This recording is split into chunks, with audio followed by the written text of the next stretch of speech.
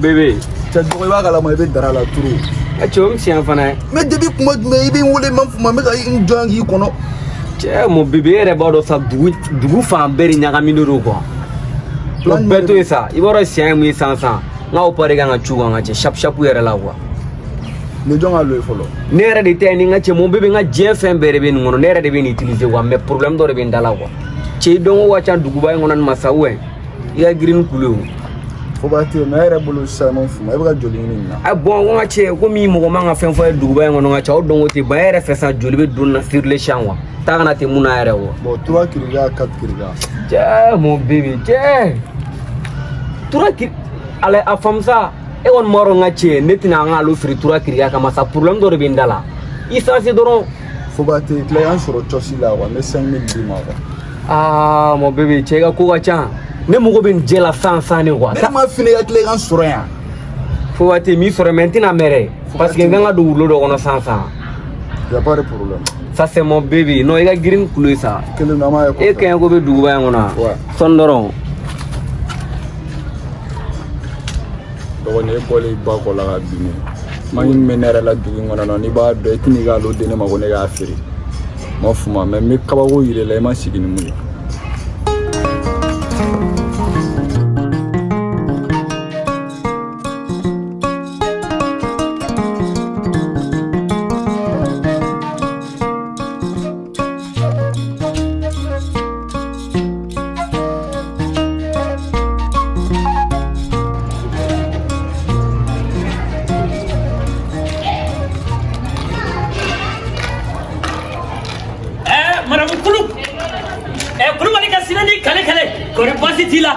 Moyo de fo ibina kuluka kulubi mandimi kulubi nika kulubi mandimi he kulwali muso kori basitila moyo de fo ni aye kulubali ye tanga ye fedo de la minte muso tola re ni to wo ko mi ma ko la fesi wo ye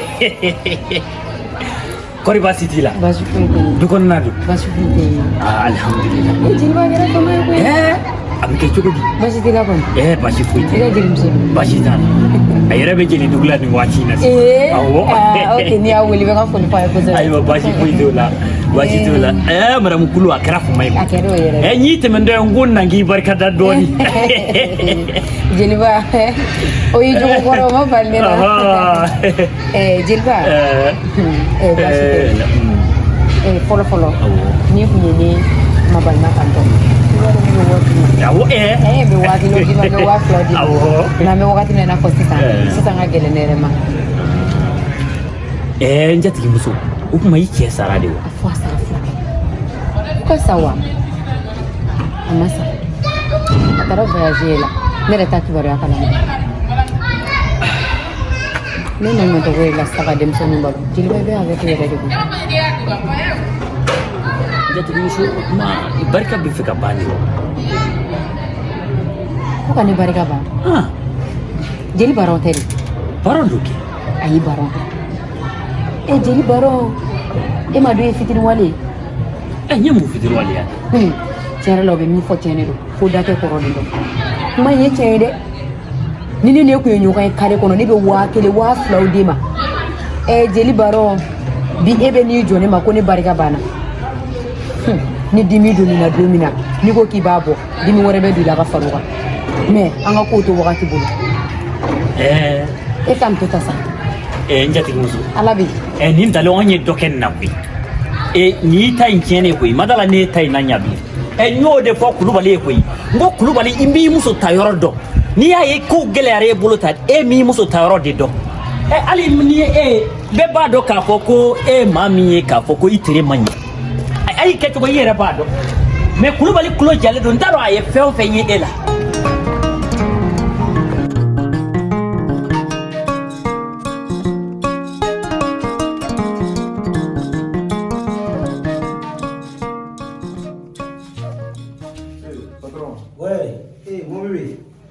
Ça va bien?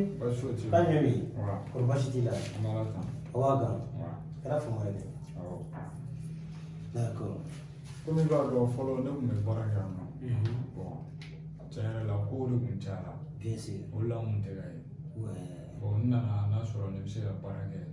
L'offre follow me tourne. bébé, ça c'est pas un problème. Olu tɛ problème, o tɛ basi ye. Mais conseil dɔ bɛ n bolo ka f'i ɲɛna quoi.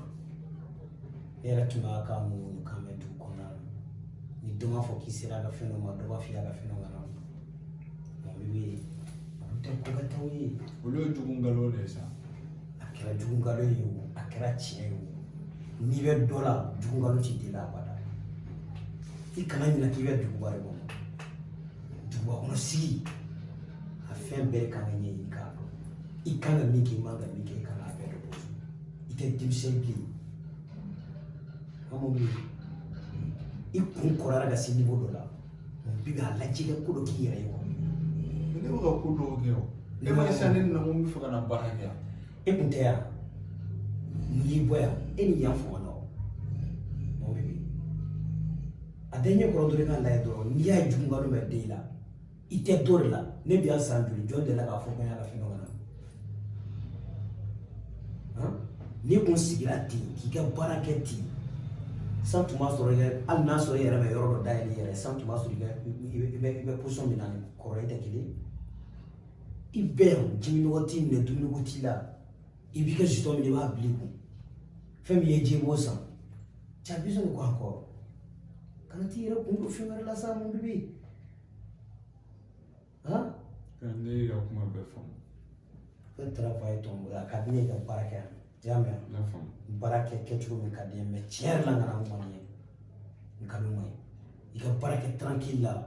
I ni min kɛ kan i b'o sɔrɔ yan. A bɛ se ka kɛ client dɔ yɛrɛ bɛ kɛ sababu ɲuman ye. I ka se ka sababu sɔrɔ ten. Mon bébé. I y'a fɔ ta la, n y'i ka kuma faamu. A diyara n ye. Awɔ. I bɛ se ka na baara kɛ wagati min ka di i y'a mɛn. Non, ne nalen n bɛna sigi sigi ka da. D'accord. I bɛ fɛ ka te fɛnɛ sigi. Te bɛ fɛn kɔnɔ i b'a sigi, i y'a mɛn? Problème t'a la. Ni te nɔrɔ b'i la. Ok?